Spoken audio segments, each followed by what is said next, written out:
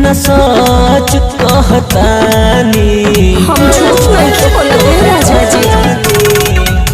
आरो के पानी चारों ओर डलले बानी, राउर बकरिया झूठ न सच कहतानी। तब काहे जात बानी सूते अगनवा, धोके लाई बाई से बदनवा, कैनी रौरा लायक सजनवा, धोके लाई बाई से बदनवा, कैनी रौरा लायक सजनवा। अरे मान जाए ना जी।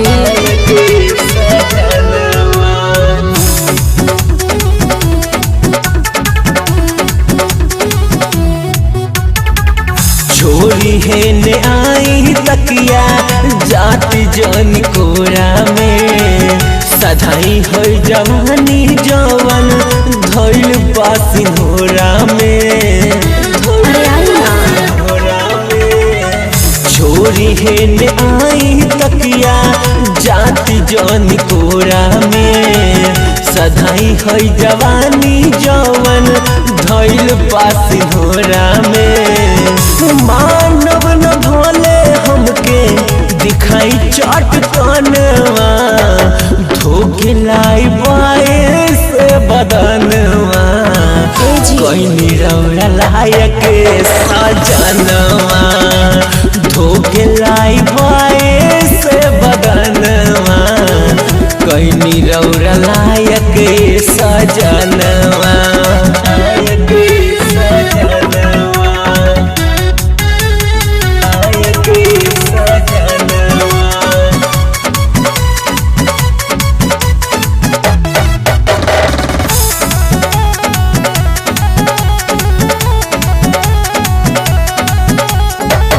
मुँह जन बनाई रोशन देखी हमके तना, बात नियन बात ना खिस आइल बन के तना।